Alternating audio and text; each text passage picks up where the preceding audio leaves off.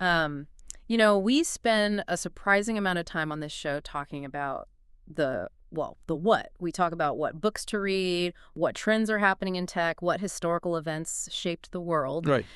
But we very rarely stop to look at the engine itself.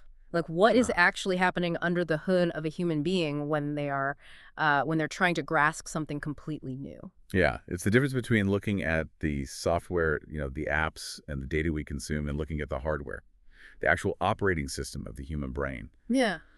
And as someone who spends their life analyzing learning models, I can tell you we neglect the hardware way too much. Exactly. I'm so glad we have your analytical eye today because we are doing exactly that. We're looking at a schematic that claims to map that hardware. And it is quite the map. It really is. It's Yeah. a diagram with a title that sounds maybe a bit like a corporate seminar initially. It says being A.B.L.E to use multimodal content at multiple levels. Yeah, a bit of a mouthful. A huge mouthful, but when you actually look at the visual, it's wild. It looks like a cross between a solar system and the dashboard of a spaceship. It is incredibly busy, isn't it? You've got the central core, you have these orbiting planets of activities, you have these literal gauges on the side, and arrows flying absolutely everywhere. I mean, it's a lot to take in at first glance. It is, but once you get past that initial visual noise, there is a really provocative philosophy here about human potential. It seems to be suggesting that we are doing learning completely wrong because we're fracturing it. We try to put things in neat little boxes, but this diagram just explodes those boxes. Yeah, it is the big takeaway right off the bat. The central argument of this entire graphic is that you cannot compartmentalize human development. You can't separate how you feel from what you say or what you physically do from how you behave. It's an argument for total, holistic integration. So let's test that argument. We have three main components to dismantle today to really understand what this A.B.L.E framework actually is. We have the core, which is this acronym A.B.L.E sitting right in the middle. We have the atmosphere, this ring of bubbles surrounding it. And then we have this gauge on the side that talks about levels. That sounds like a solid plan, Yeah. and we absolutely have to start at the center, the nucleus. Okay, so listener, picture a circle right in the middle of the page, split into four tightly packed quadrants. You've got A, B, L, and E. This represents the core identity of the learner. And it doesn't matter whether that learner is a toddler playing with wooden blocks or a CEO trying to learn a new management style. This is the internal engine. The acronym is catchy, sure, A.B.L.E, I am able. But let's look at what it actually stands for, because the specific words they chose are really interesting. First quadrant, A, is for actions. Actions. Now, usually when we hear the word actions, we think about big, dramatic moves, someone taking action. But in a developmental context, this is about agency. It's the motor skills, the physical doing. If you are learning to paint, the action is the literal brushstroke. If you're learning to code, it's the typing on the keyboard. It is the kinetic engagement with the physical world. Got it. Okay, moving over to the top right quadrant, we have B for behaviors. Now, I'll play devil's advocate here for a second. Isn't an action a behavior? Like if I hit a baseball, that's an action and it's a behavior. Why do we need to separate them? It's a crucial distinction, and I'm really glad you caught that because it trips a lot of people up. Action is the mechanics, the kinetic movement. Behavior is the conduct. It's the self-regulation and the habits surrounding the movement. Oh, I see. Think about it like a classroom setting. Yeah. Raising your hand is the action. Waiting patiently to be called on instead of shouting out the answer, that is the behavior. Ah, okay. So action is the what and behavior is the how, or the spirit in which you do the thing. Precisely. You can have the right action like doing your homework, but the completely wrong behavior, rushing through it carelessly while watching TV. This framework says you need to monitor and engage both. That clicks. That makes total sense. Let's move to the bottom half of the core then. L. L is for language. Which is the most obvious one usually. Speaking, reading, writing. But it's also internal processing. It's the symbolic code we use to make sense of the world around us. It's how we label the actions and behaviors we just talked about. And finally, the bottom right quadrant, E. E equals emotions. The internal landscape. Empathy, frustration, joy, curiosity, boredom. Here is what really strikes me about the visual design of this core. These four letters, A, B, L, E, they aren't just a bulleted checklist. They are arranged in this tight diamond shape, physically touching each other. They share borders. Yes, that is the visual metaphor for interconnectedness. And this is exactly where most traditional education, and frankly, even adult corporate training, just completely fails. We tend to teach language, the L, in total isolation. Right. Read this manual. Exactly. We say, read this text, But we ignore the E, the emotion. Does the learner care? Are they anxious about failing? And we ignore the A, the action. Are they just sitting passively in a chair under fluorescent lights? It's like trying to drive a car with only one wheel attached. This diagram is essentially saying that if you pull one of those letters out, the whole system just collapses. Exactly. If you have language without emotion, you have a robot. You can recite facts all day long, but you don't understand the human weight behind them. If you have action without behavior, you have chaos. Movement without control or purpose. To be A.B.L.E, to be truly capable of integrating new information, you have to fire on all 4 cylinders simultaneously. That is a really high bar. I mean, it means every single time we try to learn something, we should be doing a systems check. Am I physically doing it? Am I behaving correctly? Can I talk about it? And how do I feel about it? It is a high bar, but it's the only way deep, lasting learning actually happens. So that's the engine, that's the internal person. But a person doesn't learn in a vacuum. They need input. They need stuff from the outside world to interact with. Which brings us to the outer ring, the atmosphere. Right. Surrounding this core is a ring of 8 bubbles. The title of the chart calls this multimodal content. Now, multimodal is a bit of academic jargon. It sounds incredibly fancy, but it literally just means many modes or many ways. Instead of just reading a textbook, you're touching things, listening to things, moving around. It's a direct argument against the idea that there is one single right way to learn. Let's run through the inventory of these bubbles because it's a weirdly specific mix of things, and I want to see if we can group them because they seem to be placed in specific spots on this ring for a reason. Starting at the top left, we have songs. Auditory learning, rhythm, melody. It connects deeply to memory retention. And right next to it, personal journals. Note the stark contrast there. Songs are often communal. They're loud. They're outward expressions. Journals are solitary, silent, completely introspective. One is about projection, the other is about reflection. Then we move clockwise to story plays and words phonics. Again, a fascinating contrast designed into the graphic. Story plays are about the big picture narrative, imagination, acting things out with other people. Words phonics is the microscopic mechanics of language, the tiny building blocks of syllables and sounds. You need the big, grand story, but you also need the technical details. Continuing around the clock, we hit tools, toys, and books project. Tools and toys brings in the tactile element, physical manipulation of objects. This connects directly back to the actions part of our core. You have to use your hands. Books brings in the linear, long-form, sustained focus. And finally, rounding out the bottom left, games and blocks puzzles. Games introduce rules, strategy, risk, and social interaction. Blocks and puzzles introduce spatial reasoning, logic, geometry, and structure. So why this specific cocktail, I have to ask? Because if I'm an adult listener tuning into this deep dive, I look at this ring and I see toys and blocks and story plays, and I think, okay, this is cute, but this is a curriculum for a kindergarten class. That is the trap. That is the single biggest misconception about learning in our society. We think we outgrow multimodal learning. We think adults should just sit in boardrooms and stick to books and language. But look at the most effective innovation teams in Silicon Valley. Look at the best architectural firms or design studios. What do they do all day? They use whiteboards. They play weird team-building games. They build literal prototypes out of clay and cardboard. Exactly. They use tools. They use story plays when they map out a user's journey for a new app. They use games for marketing strategies. This ring isn't just a toy box for kids. It's a comprehensive map of human cognition. We learn better at any age when we mix the abstract like words with the concrete like blocks. So the ring is essentially a buffet of nutrients for the brain. If you only feed the core books and nothing else, it gets malnourished. Correct. If you only ever use one bubble, you are only activating a fraction of the A.B.L.E core. If you only use books, you might hit the L, language, but are you hitting action? Probably not. You're just sitting in a chair. Are you hitting emotion? Maybe, if it's a good book, but maybe not.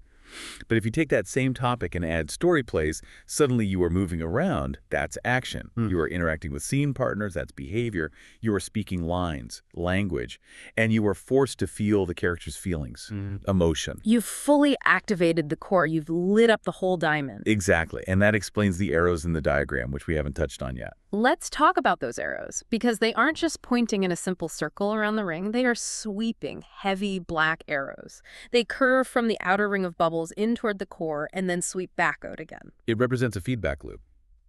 This is critical to understanding the whole model. Yeah. It turns the diagram from a static grocery list of activities into a working machine. Mm. You don't just do a puzzle. You interact with the puzzle, and that interaction changes you. Give me an example of that loop in action. Walk me through it. Let's say I'm using the games bubble. Okay, let's take games. You sit down to play a board game with friends. That's the content from the outer ring. Mm-hmm. That content enters your A.B.L.E core. It immediately triggers your actions. You move the physical pieces, you roll the dice. It triggers your emotions. You get an adrenaline rush because you're winning, or you get frustrated because you're losing. It challenges your band of motion. Behavior. Do you cheat? Do you wait your turn patiently? Do you gloat when you win? And of course, it uses language. You explain your strategic move, or you negotiate a trade with another player. And then that activation in the core pushes back out to the game itself. Right. Because you are frustrated emotion, you might decide to completely change your strategy behavior within the game. Or because you finally understand a tricky rule language, you make a much better physical move. Action. The person shapes the activity, and the activity shapes the person. It's a constant churning cycle. It stops being static. It's no longer I am passively learning. It's I am interacting. It feels so much more alive than just memorizing a textbook for a test. And that brings us to the biggest missed opportunity in almost all corporate training or traditional education. Yeah. We focus so much on the content. We ask, which specific book should I read? Or which software should I buy to learn this? Mm-hmm. We obsess over the outer ring, but we forget the engagement. We forget the loop. Which I think is the perfect bridge to the third major part of this diagram. And honestly, this is the part that takes this from a nice philosophical idea to a practical working system. The gauge? The levels, yes. This is sticking out of the left side of the diagram like a speedometer or maybe a volume knob on a stereo. Yeah. We have a distinct wedge shape with 3 colored dots on it. Blue is labeled 1, green is labeled 2, and yellow is labeled 3. And the title of the chart, remember, is being A.B.L.E to use multimodal content at multiple levels. It's the vertical axis of the whole theory. If the ring of bubbles is the what, the levels gauge is the how deep. Let's decode these levels. The diagram doesn't explicitly define them with paragraphs of text in the wedge itself, but the visual language is really strong. Level 1 is blue, and it is physically closest to the center of the diagram, closest to the core. Level 3 is yellow, and is pushed furthest out to the edge. And notice the background colors of the entire chart ripple out in the exact same way. The A.B.L.E core is sitting in this cool blue glow. The middle ring area is green, and the outer edge of the whole image is yellow. So level 1, the blue level closest to the core, is self-focus. Think of level 1 as the foundational or exploratory level. It's the me and the object phase. Let's go back to our blocks bubble. If you are engaging with wooden blocks at level 1, what are you actually doing? Probably just holding them, feeling the weight of the wood, maybe stacking 1 or 2 just to see what they are, banging them together. Right. It's purely sensory. It's immediate. It's very closely tied to just the actions quadrant. It's a simple, low-stakes interaction. So what happens when we turn the dial to level 2, the green dot? Level 2 is usually the process or construction phase. Now, I'm not just idly holding the blocks. I'm actively building a specific tower. I'm following a pattern. I'm starting to use language to describe what I'm building. I'm engaging behaviors, like persistence, when the tower inevitably falls down. I'm using the tool for its intended structured purpose. And then we crank it to level 3. The yellow dot on the outer edge. That's the mastery level. That's the synthesis or application level. At level 3, I'm using those same blocks to solve a complex math problem, or I'm building a scale model of a city to understand urban planning constraints. Or, crucially, I'm teaching someone else how to build. I'm taking the tool and I'm applying it outward to the wider world. I see. The tool itself, the blocks, didn't change at all. They are the exact same little wooden cubes. But the cognitive load and the depth of the engagement changed completely. Exactly. And that is the absolute nugget of gold in this whole deep dive. We so often think that to get smarter or to advance in our careers, we need constantly more complex tools. We think, oh, I need the expensive university textbook. I need the enterprise-level software. I need the premium masterclass subscription. This diagram argues something radically different. It argues that you can achieve high-level, massive growth with incredibly simple tools if you just push the level of engagement. That is a really powerful reframing. You can read a complex book at level 1. Just skimming the words on the page, barely decoding the text. That's low A.B.L.E activation. Yes. Or you can read that exact same book at level 3. You're analyzing the hidden themes, you're aggressively critiquing the author's argument, you're comparing it to other books you've read, and you're figuring out how to apply its lessons to your own life. Same content bubble, entirely different level on the gauge. It makes the acronym being ABLE feel much more like a personal challenge. It's asking the learner, are you capable of taking this simple, everyday thing and using it at a level 3 depth? It literally turns the noun into a verb. ABLE isn't a static trait you just possess. It's an active process you do. You are constantly balancing your actions, behaviors, language, and emotions to actively push that gauge from blue to green up to yellow. It effectively solves the classic boredom versus anxiety problem in learning, doesn't it? Oh, how so? Tell me what you mean. Well, think about it. If I'm bored out of my mind learning something, it's probably because I'm stuck at level 1 with the tool I already know really well. I'm just mindlessly stacking the blocks. I need to push myself to level 3 to get re-engaged and find a challenge. Or conversely, if you are incredibly anxious or overwhelmed by a new topic, maybe you are trying to force a level 3 engagement when you haven't even mastered level 1 yet. You're trying to critique the dense philosophy book before you've even learned how to comfortably read the vocabulary words. That is a brilliant observation. The gauge gives you a diagnostic tool for your own internal friction. If the word's phonics bubble is frustrating a learner, maybe you consciously drop the gauge back to level 1. Just listen to the sounds, switch over to the song's bubble, don't force the heavy reading yet. Play in the blue zone. It really is like a mixing board in a sound studio. Mm. You have 8 channels of multimodal content in the outer ring. You have 4 vital channels in the core, A, B, L, E, and you have this master volume knob on the side called levels. And the ultimate goal is to get the whole system vibrating in perfect harmony. Precisely. When you have the right mix of content, fully activating all 4 quadrants of the core, dialed into the appropriate level for your current skill, that is when learning feels like pure magic. That is when it feels completely effortless. So let's wrap this up with a synthesis for the audience. We've looked at the machine, we've taken the engine apart piece by piece. What is the grand takeaway for someone listening who isn't a teacher or a child development psychologist? Maybe they're just someone driving to work, trying to learn a new language, or pick up the guitar, or master a new piece of software for their job. The ultimate takeaway is 2 simple words: diversify and deepen. Break that down for us. Diversify your inputs. Stop relying on just one mode of learning because it's comfortable. If you are trying to learn coding, don't just read the dry manual. That's just books and language. That's not enough to build true competence. Build a terrible, broken website that's actions and tools. Talk to a mentor, or try to explain your messy code to a friend that brings in emotions and story plays. Draw out the logic flow on a napkin blocks and puzzles. Surround the core. So essentially, attack the problem from every single angle of that outer ring and deepen. Deepen means checking your level on the gauge. Are you just passively consuming at level 1? Are you just copying and pasting code from a tutorial? Or are you actively creating, breaking things, and synthesizing new ideas at level 3?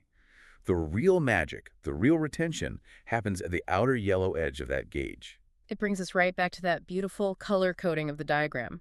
You start at the blue center, your own internal self, your tight little ABLE core. You move through the green ring, the tools, the toys, the environment, and you aim for the yellow radiance, the synthesis and application in the real, messy world. It's a beautifully elegant progression. It shows that learning isn't just acquiring facts. It is literally an expansion of the self. You start small and internal, and you ripple out until you touch the world. It's deceptively simple at first glance, a few circles, some text bubbles, and a gauge. But it really is a breathtakingly comprehensive map of human development. The best models always are. They look simple until you try to actually inhabit them. Then you realize they account for almost everything. So here is my final challenge to you listening today. Think about a specific skill you're actively working on right now. Maybe it's a personal hobby, maybe it's a vital professional certification. Look honestly at your own ABLE core. Are you ignoring the E, the emotions? Are you secretly burnt out and not admitting it? Are you ignoring the A, the actions? Are you just watching endless YouTube videos about the hobby instead of actually doing it? And look at your personal toolkit. Are you stuck in a rut with just one single type of content? How can you introduce a game or a personal journal to shake things up and activate a new part of your brain? And most importantly, check that gauge. Are you just coasting at level 1, or are you really sweating and synthesizing out there at level 3? Because that's where the real growth lives. It's not just about the fancy tools you have in your environment, it's about being A.B.L.E to use them. I couldn't have said it better myself. Thanks for decoding this incredible schematic with us. It's been a fascinating trip through the actual geometry of learning. Listeners, take this map, use it in your own lives, and let us know what you build with it. Stay curious, and we'll catch you on the next deep dive.